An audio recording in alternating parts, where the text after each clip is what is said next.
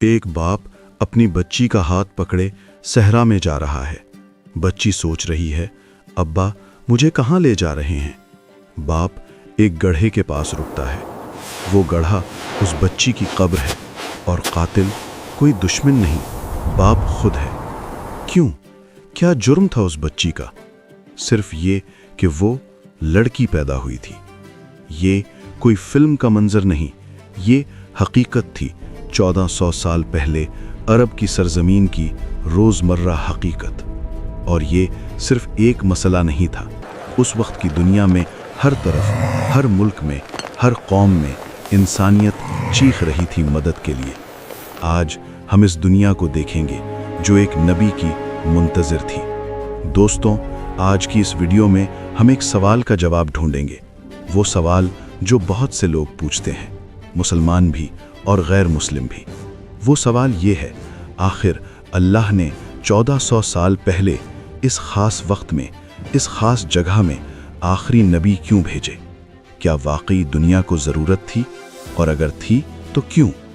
आज हम देखेंगे उससे पहले की दुनिया, वो अरब जहाँ बेटियाँ जिंदा दफन होती थीं, वो रूम जहाँ गुलामों को इंसान नहीं समझा जाता था, वो ईरान जहाँ बादशाह खुद को खुदा कहता था, वो हिंदुस्तान जहाँ इंसानों को ज़ात के नाम पर तकसीम किया गया था। हम देखेंगे उस वक्त का अरब, उसकी जहालत, उसकी खूबियाँ, उसकी तिजारत, उसकी शायरी और वो गहरी तारीकी जो हर तरफ छाई हुई थी।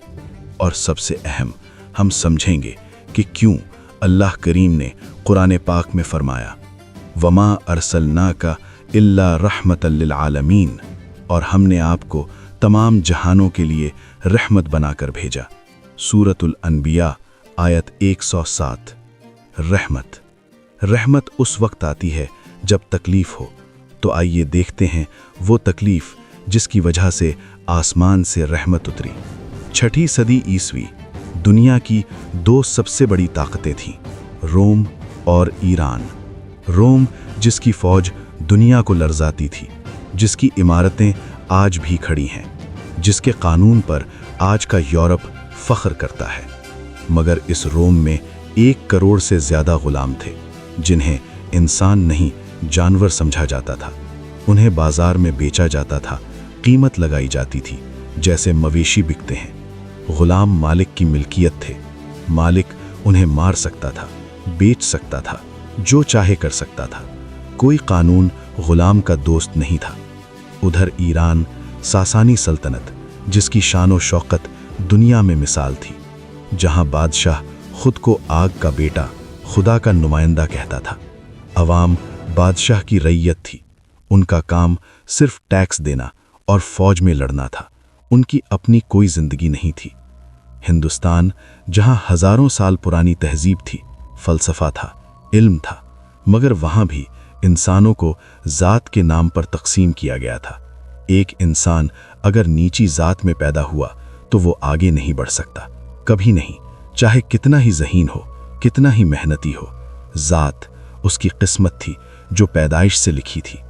और ये तीनों बड़ी ताकतें, रोम, ईरान, हिंदुस्तान, एक दूसरे से लड़ रही थीं, मुसलसल, बिना रुके, क्योंकि ताकत ही इनका मजहब थी।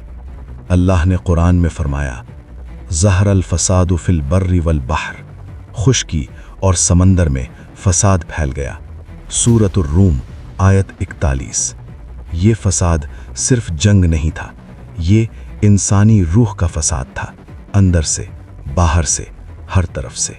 और फिर दुनिया के नक्शे पर एक जगह थी जिसे बड़ी ताकतें नज़रअंदाज करती थीं, अरब, जज़ीरतुल अरब। 3 तरफ से समंदर, एक तरफ से सहरा, आधी दुनिया के दरमियान, मगर फिर भी दुनिया से अलग, जैसे अल्लाह ने इसे किसी ख़ास वक्त के लिए महफूज रखा हो। अरब के लोग दुनिया की ज़हीन तरीन कौमों में से थे। उनकी याददाश्त गैर मामूली थी। एक अरब हज़ारों अशार ज़बानी याद रखता था। उनकी शायरी आज भी अदब का मोजज़ा समझी जाती है। उनकी तिजारत दुनिया भर में फैली थी, शाम से यमन तक, यमन से हिंदुस्तान तक, हिंदुस्तान से चीन तक। अरब ताजिर दुनिया की लगों में तिजारत का खून बहाते थे। مگر انہی لوگوں میں کچھ ایسی باتیں تھیں جو دیکھ کر روح کانپ جائے، وہ باتیں جو انسانیت کو شرمندہ کرتی تھیں۔ مکہ، وہ شہر جہاں کعبہ تھا، وہ کعبہ جسے حضرت ابراہیم علیہ السلام نے صرف ایک اللہ کی عبادت کے لیے بنایا تھا۔ اس ایک گھر میں اس وقت 360 بت تھے، ہر قبیلے کا اپنا بت، اپنا خدا۔ عرب انہی پتھروں کے آگے سجدہ کرتے تھے، انہی سے مدد مانگتے تھے، انہی کے نام پر جانور ذبح کرتے تھے، انہی کے نام پر ایک دوسرے کو قتل کرتے تھے۔ سوچئے، ابراہیم کی اولاد جو کبھی توحید کی علمبردار تھی، وہ پتھروں کو پوجتی تھی۔ یہ صرف مذہبی گمراہی نہیں تھی، یہ پوری زندگی کی گمراہی تھی۔ غلامی عرب نے بھی تھی۔ غلام کو انسان نہیں سمجھا جاتا تھا، اسے خریدا جاتا تھا، بیچا جاتا تھا، مارا جاتا تھا۔ کوئی حق نہیں، کوئی عزت نہیں۔ عورت عرب میں سب سے زیادہ بے بس تھی، اسے باپ کی ملکیت سمجھا جاتا، شادی کے بعد خاوند کی ملکیت، بیوہ ہو جائے تو مرے شوہر کے وارثوں کی ملکیت۔ عورت خود کچھ نہیں تھی، اس کی اپنی کوئی مرضی نہیں، کوئی آواز نہیں۔ اور وہ رواج جو اس دور کا سب سے بڑا ظلم تھا، وَإِذَا الْمَوْءُودَةُ سُئِلَتْ بِأَيِّ ذَنبٍ قُتِلَتْ۔ اللہ نے قرآن میں فرمایا، جب زندہ دفن کی گئی بچی سے پوچھا جائے گا کہ اسے کس گناہ میں مارا گیا۔ سورۃ التکویر، آیت نمبر 8 اور 9۔ یہ آیت اس دور کی سب سے بڑی تاریکی کا ذکر ہے۔ لڑکی پیدا ہوتی، باپ کو شرم آتی اور وہ اسے زندہ دفن کر دیتا۔ قرآن نے بتایا، جب باپ کو بیٹی کی پیدائش کی خبر دی جاتی تو اس کا چہرہ کالا پڑ جاتا۔ وَإِذَا بُشِّرَ أَحَدُهُمْ بِالْأُنثَىٰ ظَلَّ وَجْهُهُ مُسْوَدًّا وَهُوَ كَظِيمٌ۔ سورۃ النحل، آیت 58۔ وہ باپ شرم سے لوگوں سے چھپتا اور پھر فیصلہ کرتا کہ اسے رکھے یا مٹی میں دبا دے۔ عرب ایک متحد قوم نہیں تھی، سینکڑوں قبیلے تھے، ہر قبیلہ اپنے آپ میں ایک ملک تھا، اور ان قبیلوں کے درمیان جنگیں تھیں، مسلسل کبھی نہ ختم ہونے والی جنگیں۔ کیوں؟ بعض اوقات وجہ اتنی چھوٹی ہوتی کہ یقین نہ آئے۔ ایک اونٹ دوسرے قبیلے کے چراگاہ میں چلا گیا، جنگ شروع۔ ایک شاعر نے دوسرے قبیلے کی ہجو لکھی، جنگ شروع۔ ایک ریس میں ایک گھوڑا دوسرے سے آگے نکل گیا، 40 سال کی جنگ شروع۔ داہس اور غبرہ، یہ نام ہیں دو گھوڑوں کے جن کی ریس سے ایک ایسی جنگ شروع ہوئی جو 40 سال چلی۔ پوری نسلیں اس جنگ میں کٹ گئیں۔ باپ نے شروع کی، پوتا لڑتا رہا، اور وجہ ایک گھوڑے کی ریس۔ یہ صرف عرب کی کہانی نہیں، یہ اس انسانی فطرت کی کہانی ہے جو بغیر رہنمائی کے خود کو تباہ کر لیتی ہے۔ وَكُنْتُمْ عَلَى شَفَا حُفْرَةٍ مِّنَ النَّارِ فَأَنْقَذَكُم مِّنْهَا۔ اور تم آگ کے گڑھے کے کنارے پر کھڑے تھے اور اس نے تمہیں اس سے بچایا۔ سورۃ الآل عمران، آیت 103۔ آگ کے گڑھے کا کنارہ، یہ صرف ایک تشبیہ نہیں، یہ اس دور کی حقیقی حالت تھی۔ مگر دوستو، صرف تاریکی دکھانا انصاف نہیں۔ عرب میں کچھ ایسی خوبیاں بھی تھیں جو دنیا میں کم ہی ملتی ہیں۔ مہمان نوازی، عرب کا سب سے بڑا فخر۔ اگر کوئی اجنبی ان کے خیمے میں آ جائے تو وہ 3 دن تک اس کی میزبانی کریں گے، خود بھوکے رہیں گے مگر مہمان کو آسودہ رکھیں گے۔ وعدے کی پاسداری، ایک عرب اگر وعدہ کر لے تو جان دے دے گا مگر وعدہ نہیں توڑے گا، یہ ان کی رگوں میں خون کی طرح تھا۔ اور شاعری، عرب کی شاعری، آج بھی ادب کے ماہرین حیران ہیں۔ ایک قوم جس کے پاس نہ یونیورسٹی تھی نہ کتب خانہ، مگر ان کے اشعار اتنے گہرے، اتنے خوبصورت کہ آج بھی زندہ ہیں۔ مگر یہ خوبیاں ان کی کمزوریوں کو ڈھانپ نہیں سکتی تھیں۔ جہالت، ظلم، بے انصافی، یہ سب اتنا زیادہ تھا کہ کچھ لوگ خود بھی بدلاؤ چاہتے تھے۔ مگر ہر اندھیرے میں کچھ چراغ ہوتے ہیں۔ عرب میں بھی کچھ لوگ تھے جنہیں حنفاء کہتے ہیں، یعنی سچ کے طلبگار۔ یہ وہ لوگ تھے جو بتوں کو ماننے سے انکاری تھے، جن کا دل کہتا تھا یہ پتھر خدا نہیں ہو سکتے، کوئی اور ہے، کوئی ایک ہے جو سب کا خالق ہے۔ ورقہ بن نوفل، زید بن عمر، یہ وہ لوگ تھے جو مکہ میں اکیلے کھڑے تھے، بتوں کے سامنے سجدہ کرنے سے انکاری۔ لوگ انہیں عجیب سمجھتے تھے، مگر وہ اپنی راہ پر چلتے تھے۔ زید بن عمر ایک بار کعبے کے پاس کھڑے ہو کر اونچی آواز میں بولے، اے اللہ، اگر مجھے پتہ ہوتا تو میں اسی طرح نماز پڑھتا جس طرح تو چاہتا ہے، مگر مجھے راستہ نہیں معلوم۔ یہ اس دور کی انسانیت کی آواز تھی۔ اے اللہ، ہمیں راستہ نہیں معلوم، ہمیں بتا، ہمیں سکھا، ہماری رہنمائی کر۔ اللہ نے سنا، اہدنا الصراط المستقیم، ہمیں سیدھا راستہ دکھا۔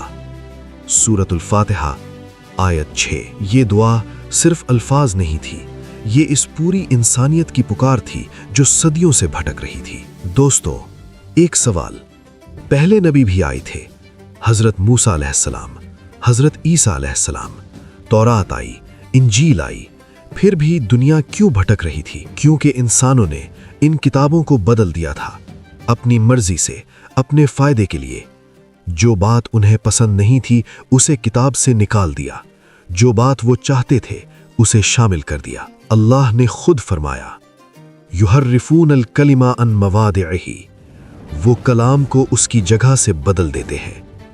سورۃ النساء آیت 46۔ اور جب کتاب بدل جائے تو رہنمائی بدل جاتی ہے، جب رہنمائی بدلے تو لوگ بھٹک جاتے ہیں۔ حضرت عیسیٰ علیہ السلام، جنہوں نے محبت اور امن کا پیغام دیا، ان کے نام پر کروڑز کی جنگیں لڑی گئیں، لاکھوں لوگ مارے گئے۔ خود عیسیٰ علیہ السلام کبھی نہیں چاہتے تھے کہ ان کے نام پر خون بہے۔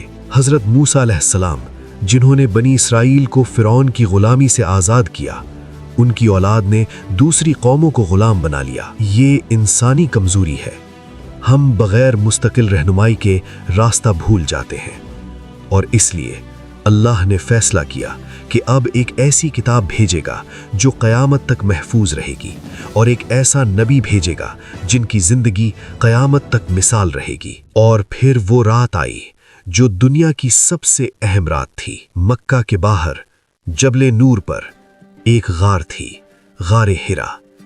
ایک شخص اس غار میں مہینوں سے سوچتا تھا، عبادت کرتا تھا، روتا تھا، اس دنیا کے حال پر، بچیوں کی چیخوں پر، غلاموں کی بے بسی پر، انسانوں کی گمراہی پر۔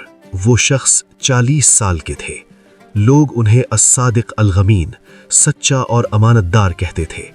ان کا نام محمد بن عبداللہ صلی اللہ علیہ وسلم۔ اور اس رات رمضان کی 27ویں شب غار ہرا میں آسمان سے ایک آواز آئی، اقرا، پڑھو، اقرا بسم ربک الذی خلق، پڑھو اپنے رب کے نام سے جس نے پیدا کیا۔